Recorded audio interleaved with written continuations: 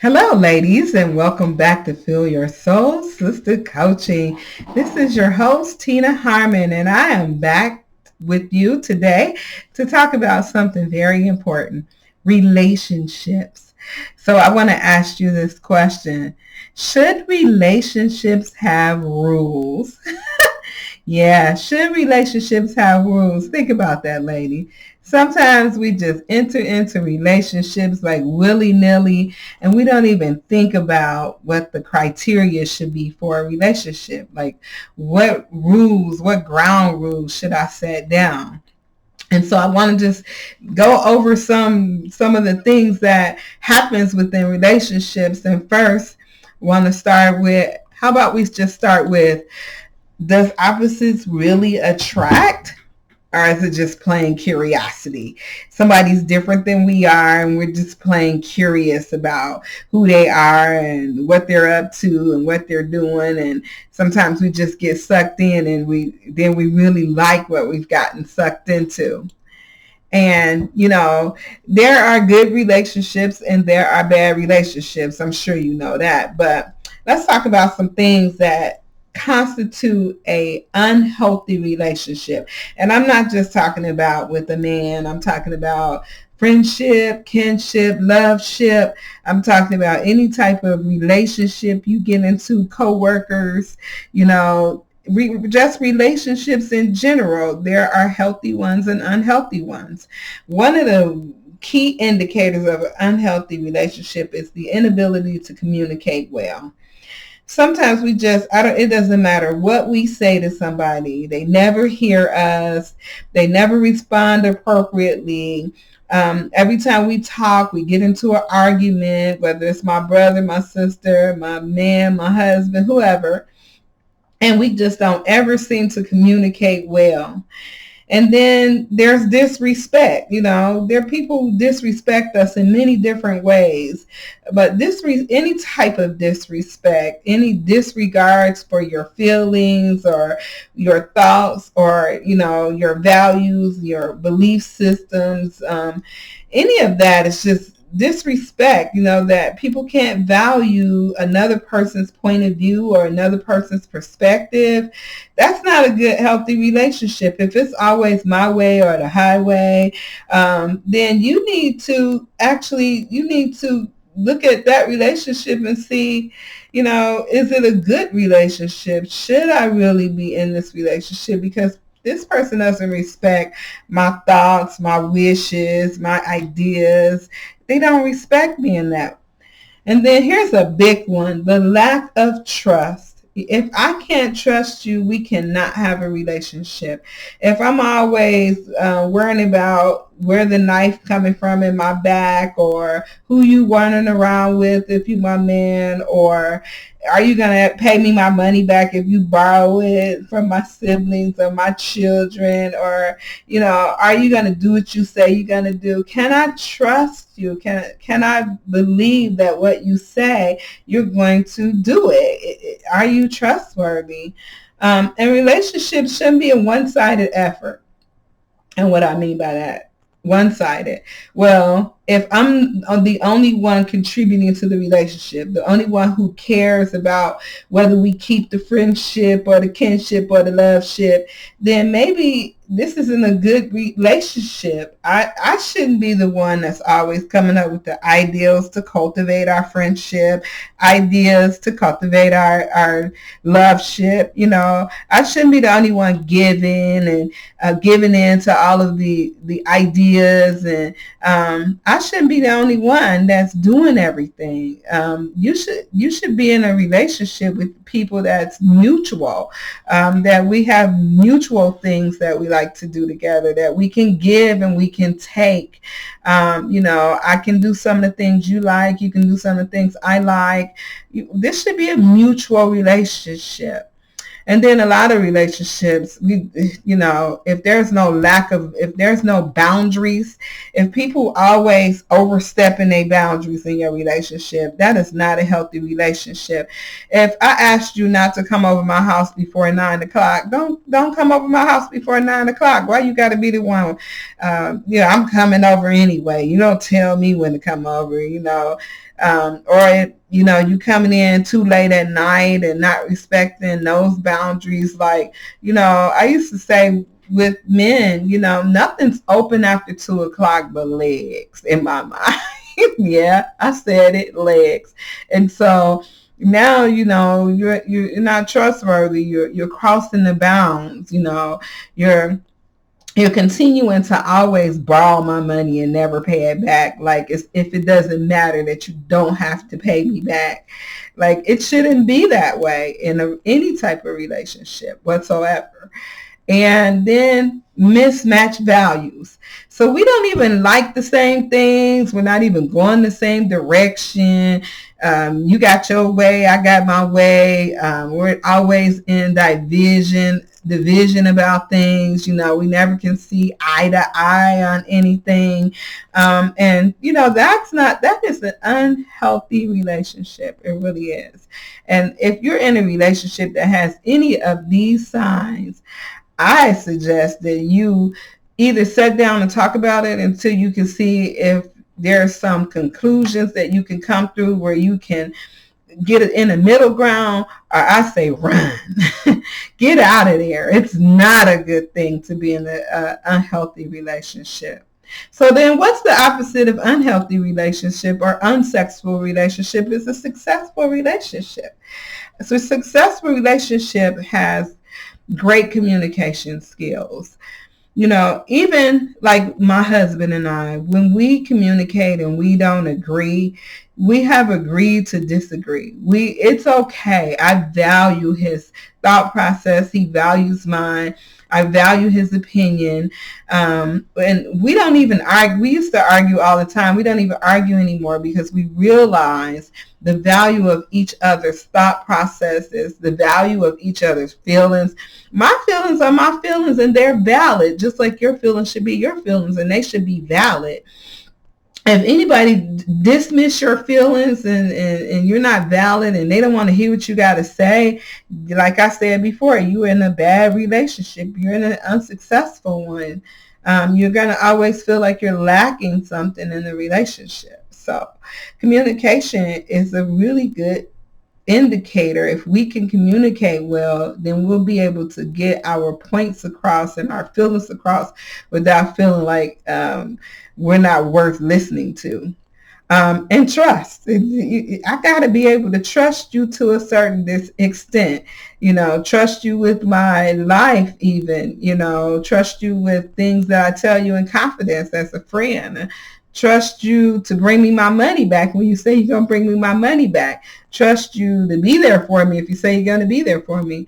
I got to be able to trust that, you really are walking in my corner with me, that I don't have to worry about the things that you're going to say, that you're going to do me any harm. We got to be on mutual ground with, I love you, you love me, we're all together in this thing, and I'm not going to hurt you, and you're not going to hurt me, and we're going to stand by those values. And then you got to have empathy in a successful relationship, because sometimes you have to emote with each other, like get in each other's feelings. Like, I can't say, I don't know why you feel like that. It don't make no difference.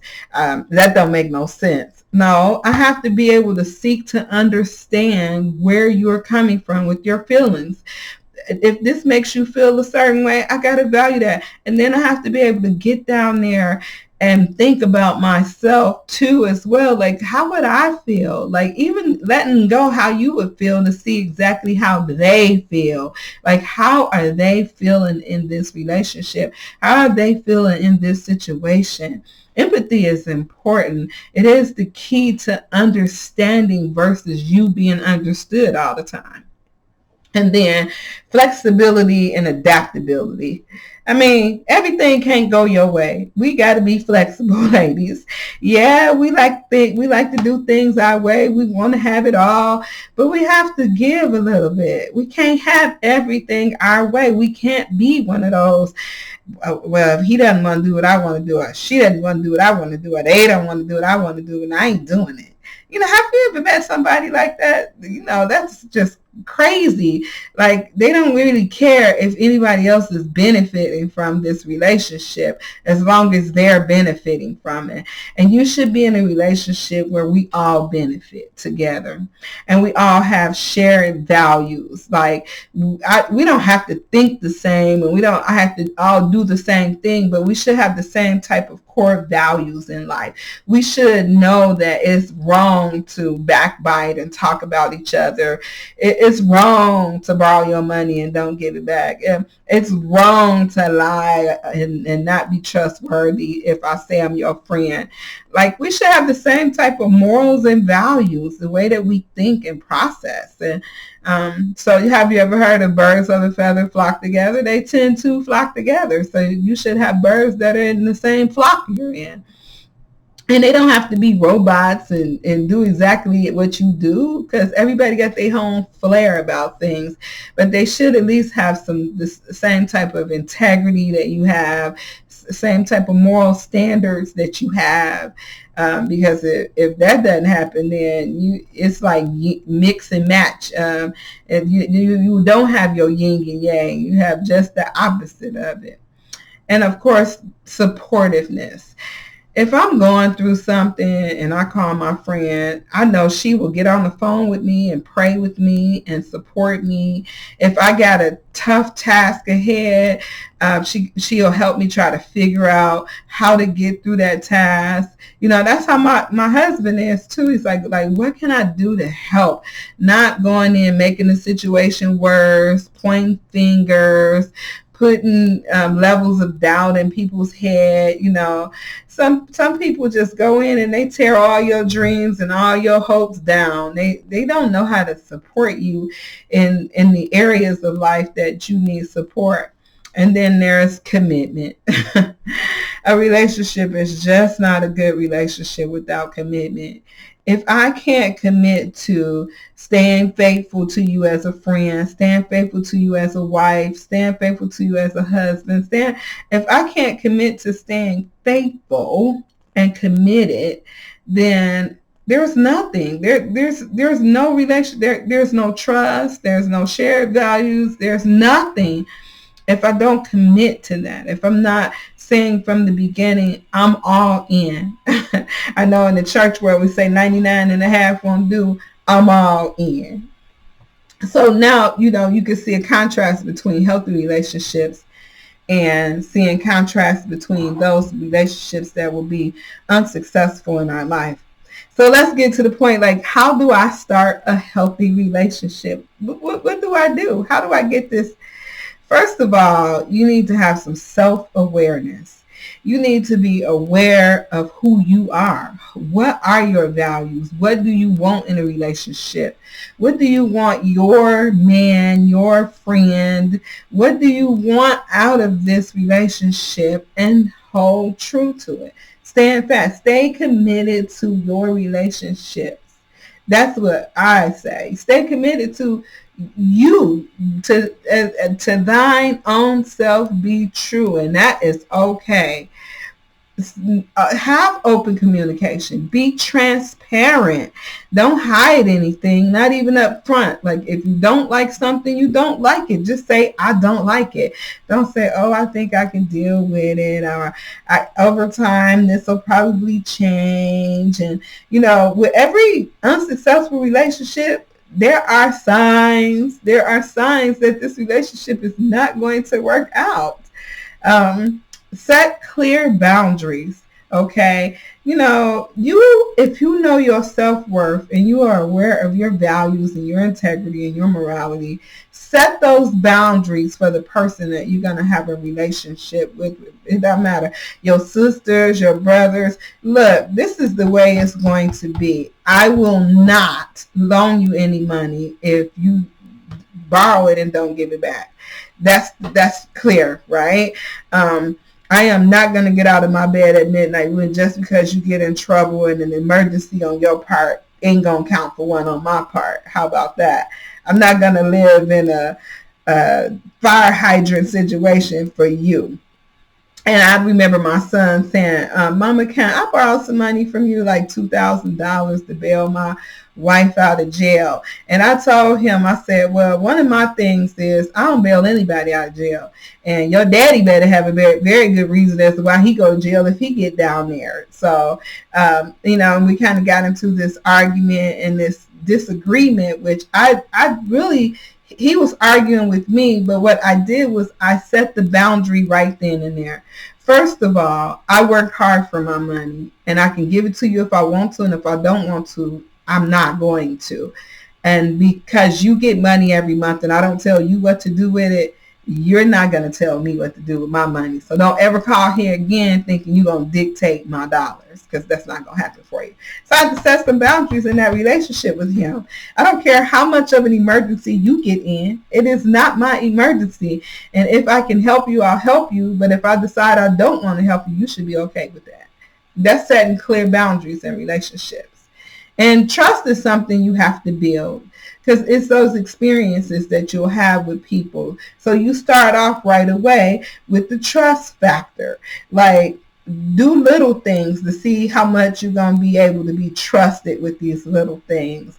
Don't have these men all around your kids on the first date and, but when you do, watch them. Watch how they, interacting with them. Watch and see if you're going to be able to really trust this person around your kids.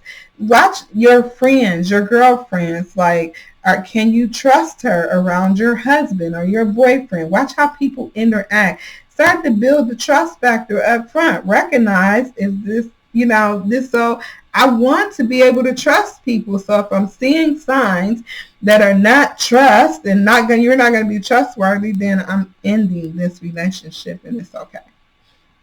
Again, share what your values are. See if this person is even on the same page. Like, I don't stay up until midnight drinking and partying. So if that's your lifestyle, we already on a different page. We don't have the same values. I value my sleep and my rest and my peace.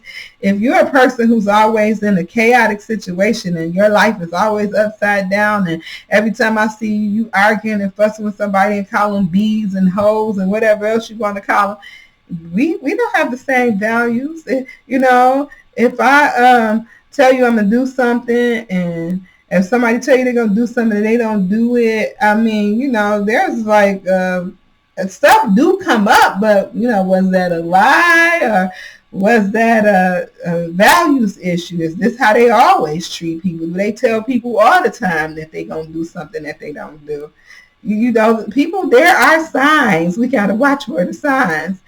And then, of course, spending quality time together. So when you spend quality time with anybody, like me and my girlfriend, we would go on trips. We spend that quality time. We laugh, we talk, we shoot the breeze. We have our little cocktail or whatever because we on vacation. And yeah, I say a cocktail because, people be like, ooh, you drink? No, I don't drink like that. I'm not a drinker as far as an alcoholic, but you have a little glass of wine here or there to ease down the day-to-day that you've gone through. And we sit and we chat and we laugh and we have such a great time. And even with my husband, like, we just sit on the couch, we'll light the fireplace, we'll just have some talk time. We'll turn off the TV. Sometimes we'll be on our phones, but sometimes we turn the phone off too, because that shows a level of commitment to me and a value of who I am, that you would sit and listen and talk to me, that we can have some quality time together, because quality time is important. But these are things that you should engage in instantly and right away. Engage in that with the person that you want to have a relationship. Fill them out. Don't be transparent. Don't be undercover about anything. Tell them how you feel when you feel in some kind of way, and see how they react. If they say, oh, I didn't mean to offend you, or I'm sorry you feel that way. Now you got somebody who kind of value your feelings, who can show empathy toward you. But if they telling you, I don't know why you feel that way, I ain't did nothing, and I'm tired of you and your feelings, you just run. You don't need no friends like that. You don't need no man like that. You don't need, matter of fact, you need to cut some of them family members off that's like that, because they don't believe in nothing you do. They always trying to figure out a way to sabotage you, So how do relationships shape us, though?